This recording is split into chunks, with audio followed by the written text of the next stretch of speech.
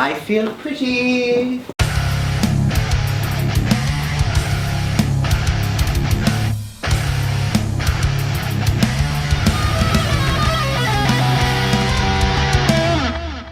What's happening, my fellow geeks and geekettes? Welcome to a brand new episode of Cosplay Chris, and today it is a final Batfleck cosplay update slash review. Today we are going to be reviewing this beautiful bodysuit and cape by Napier's Incorporated, not to mention some amazing bat pieces by Ben Ball of Bendable FX. We're gonna have a lot of fun with this video today, guys. Of course, like I said, we're gonna be doing a review of certain pieces that are finally gonna complete this Batfleck cosplay. So just to put it out there, this is gonna be a mashup of the Dawn of Justice look and of course the Justice League look. Now, I've been on the fence for quite some time about whether or not I like the Justice League cowl, and honestly, this cowl is made by Ben Ball. It's one of my favorite cowls, not only because it fits so well, but I just like the aesthetics of it. It's really grown on me. And what's great about Benny's cowls is he uses old school methods of latex instead of urethane.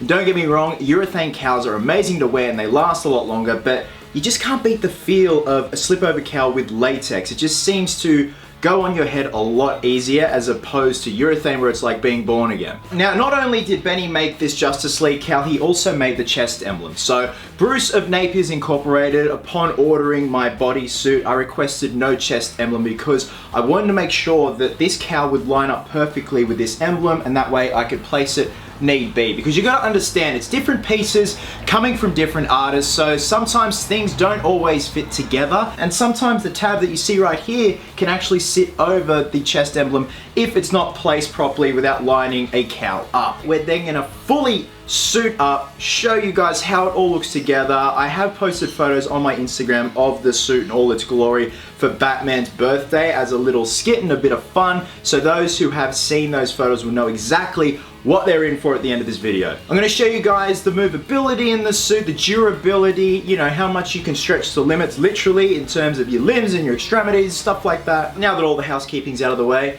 it's time for a brief history of the Batfleck suit. So of course, starting off with the Michael Keaton Batman in 1989, then Batman Returns, Batman Forever and Batman and Robin, and of course Batman Begins. It followed the same trend of mounting foam latex armor onto an undersuit that was either made out of spandex that had a special rubber coating put over it, or neoprene that also had a special urethane rubber coating applied over it to make it blend in and look like the foam latex armor. As beautiful as these costumes are, they are very brittle because foam latex will crack and rip if put under extreme pressures. So for instance, if an actor is in a bat suit and they do that, the arms will crack here, and this is why multiple suits had to be made for each production. Alicia Silverstone's suit was a bit more durable. It did have foam latex elements as well as leather elements, so her suits held up a lot better compared to George Clooney's, Chris O'Donnell's, Michael Keaton, Val Kilmer's. Then when Batman Begins rolled around, they used a similar method, but the technology for foam latex had improved quite a bit since the mid-90s. It was a lot durable, a lot stronger. I'm not going to include the Dark Knight or the Dark Knight Rises suit because it really doesn't follow the same trend as the previous suits. Then when Batman v Superman was gearing up, Ironhead Studios had the task of rebuilding and redesigning the Bat from the ground up, based a lot on Frank Miller's look from The Dark Knight Returns. So the basis of the suit consisted of just a generic style undersuit, most likely lycra or spandex. Foam latex muscles were then contact adhered onto that undersuit, where a special textured fabric was then applied over and strategically glued and pinched in certain places. I love how when I did the pinch was in the nipple area. That wasn't on purpose at all. The result was a lot more flexibility, especially for the stuntmen wearing the suit, as well as Affleck, not to mention that beautiful cowl that turned just absolutely gloriously. For the most part, the cape was CGI. They had motion tracker dots when the cape was off, and then they put it in post-production. But when there was a practical cape, it was made out of urethane rubber, which is very heavy. And if you see behind the scenes shots of Ben in the suit wearing the actual practical cape, you can see the heftiness and the weight of that cape. Ben's a big guy too. He's 6'3", abnormally broad-shouldered, and he got jacked for that role, so that was probably a walk in the park for him, and if anything, got him more in shape carrying all that weight around. And then of course when Justice League rolled around, the production went to the UK, and the bat suits after that, whether it be the regular one or the tactical one, were produced and assembled by the in-house crew of Michael Wilkinson and his team at the studio. Now that that is all out of the way, I hope you learned something from that. In terms of the construction of this suit, it is pretty much the same as the Ironhead and the Justice League suits. Here is some behind the scenes photos of what it looks like underneath these suits.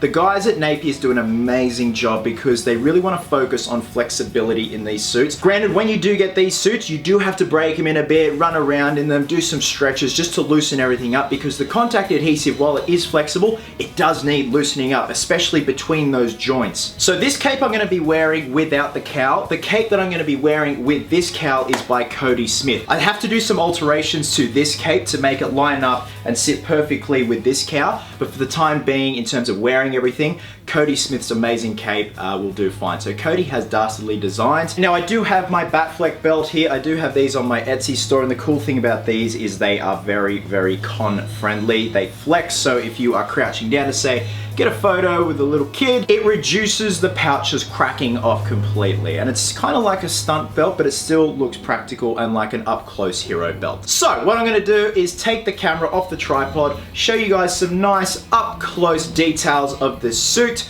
We're then gonna have some fun, suit up, and call it a day. Alright guys, it's time for some detailed shots. So firstly, there is Benny's amazing Justice League cowl.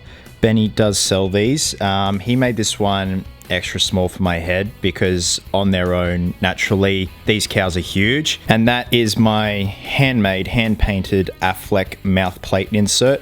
Still need to do the eyes because when I'm not wearing this suit, I do want to display it with the mouth plate and the eye plate, just so it gives it a bit more realism. So let's look at some close-up details of this suit, and you can see right away, this is the amazing amount of detail that Bruce at Napier's goes to for these suits. You can see the gold highlights, and that is on the Ironhead suits. It's like gold scuffing and whatnot, and it just brings another level of detail to these suits. It's incredible. If you look at the behind the scenes shots of the suits in the workshop at Ironhead, you'll see that gold is there in certain places, most notably the biceps and the shoulders. So of course this is a specially textured fabric, and it's absolutely spot on to Batfleck's fabric, just with that beautiful kind of not symmetrical pattern going on, and it's just amazing. So the muscles are foam, exactly like Batfleck's suit, which is just, it just has that nice old school bodybuilder look. Of course, there's my belt there.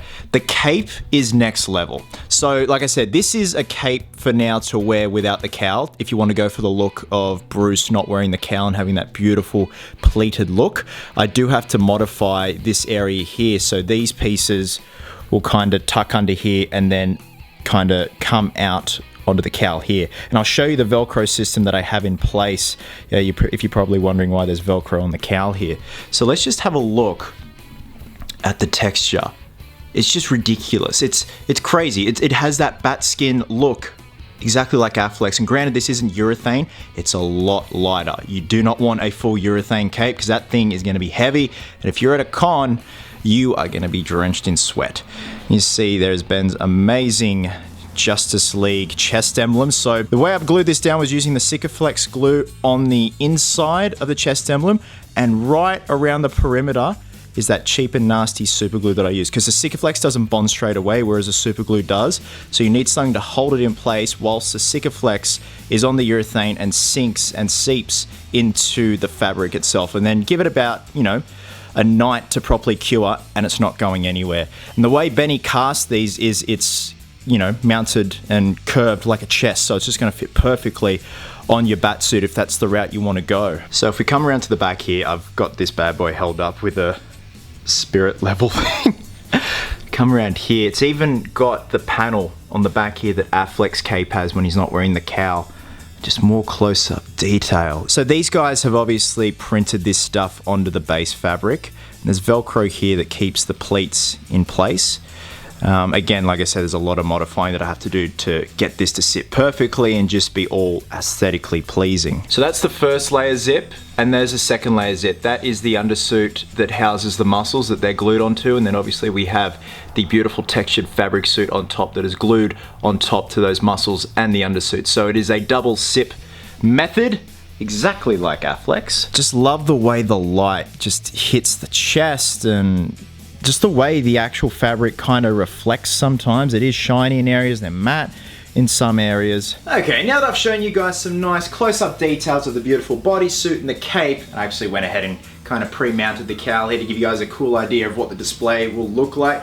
That faceplate seriously makes a world of difference. So what I'm gonna do now is take the Napier's cape off. I'm gonna put this down on the ground and show you guys the Velcro system that I have for the cape and the cowl and how to anchor everything in place. We're gonna have some fun. I'm gonna show you guys this skit and then we're gonna pop the full suit on and give you a full demonstration. Okay, as you can see right here, I've got two of the different types of Velcro contacted here down on the suit. So this piece here is gonna house the cape panels, and then this piece here is going to house the tab of the actual cowl. Now this here is Cody Smith's amazing cape, and I actually do have a Velcro piece on the very back that is going to anchor the back of the cowl, because sometimes the back of cowls want to kind of flip up when you're in a suit, because like I said, all these pieces mostly, for the most time, come from different artists around the world, so they're not exactly always going to fit together, but with a little bit of TLC and a bit of extra work, you can make them fit. So the first step is we got to pop this bad boy on. As you can see here, these are the Velcro panels right here that I just Velcro down like so. Now I fold the pleats down and you'll see that there's some Velcro tabs there that are gonna anchor themselves to the cowl itself. Of course, here's Benny's cowl. There is a Velcro tab there, there, there, and there. So we're gonna place it down and Velcro the tab to the lower Velcro portion like so. We're then gonna anchor the back of the cowl to the cape, and then we're gonna grab this Velcro piece here, and there is a bit of futzing to do just to make sure it all looks nice and neat. We're then gonna take that Velcro and then Velcro it to the side of the cowl, and then repeat. That is the Velcro / anchoring system. So just wanna make sure that it's kinda symmetrical in terms of the way the cape splays out. It could come down just a little bit more. It is a lot easier to do this on a mannequin. When you are actually wearing the suit and putting the suit on yourself, it does get a bit hard because you are limited with movement, but for the most part, there you go. Now I'm gonna put the base suit on and show you guys the overall movement and how much range of motion you can get in this thing before completely suiting up. All right guys, here you go. This is the base suit in all its glory. Just gonna give you guys a demonstration with the flexibility of it all. Now, if you see a bit of a panel lifting up there, I'm just doing some alteration works just on the side here, just to bring it in just a little bit so it's a little bit tighter around the sides of the midsection here and also the butt. But this suit is absolutely beautiful. Love the way the light hits it. You can get a full shoulder roll with it, and the shoulders, look at that. It looks like real muscles under there. Ooh. So you get full range of motion with a full torso twist. In terms of the legs, they're pretty good. Like I said, you do have to do a bit of breaking in. This is a lot looser than what it was when I first received it. God, that was nearly 2 weeks ago. So it really is a lot looser. You do have to wear it in a bit, but that is totally normal, just a result of the contact adhesive that Napier's uses, or any contact adhesive for that matter. Just needs a bit of loosening up. It is not gonna snap off anywhere. It just needs to be broken in. Now the boots that I'm wearing are my Ninco boots. So I'm also gonna be wearing my Ninco Justice League gauntlets for the final look. You get a full jump. Easy. The only downside is, and it has nothing to do with Napier's, is the heat. These suits are notoriously hot. As soon as you have a double ply with a foam product in the middle, it is going to attract heat. So the second you zip up, you can feel yourself starting to cook already. And honestly, there is nothing you can do about it except have this as a mid-winter cosplay. All right, now that you've seen the base suit, let's throw the Napier's cape on. While I'm at it, I'll put my belt on just for effect. There we go. This thing is beautiful. It just flows beautifully. It looks like it weighs 1,000 pounds, but it is so light. Now, Bruce hasn't weathered or frayed the bottom. He left it completely raw for me to fiddle with, and he also just wanted to make sure that it's gonna be suitable for my height, and it does drag along the ground. I'm actually gonna keep it that way because I love that look. You see the beads of sweat already? Like, it's really hot in this garage. It was supposed to be cold today, but it's hot.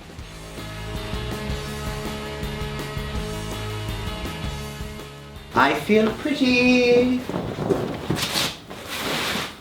Bit dizzy. Okay, now that you guys have seen the base suit and the cape in action, I'm gonna swap this beautiful cape out for Cody Smith's amazing cape. We're now gonna do a full suit up. I'm gonna show you guys my fully completed hybrid Dawn of Justice and Justice League Batfleck cosplay. Now, before I do, a massive thank you to Bruce and his team over at Napier's Incorporated. I will leave all their details down below. Go hit them up, guys. This is a beautiful suit and a beautiful representation of Ben Affleck's Batfleck suit. The cape looks amazing. It's just two beautiful pieces to wear. So with that, I'm gonna be giving the Napier's version 3 Batfleck bodysuit and cape 5 geeks out of 5. Let's suit up.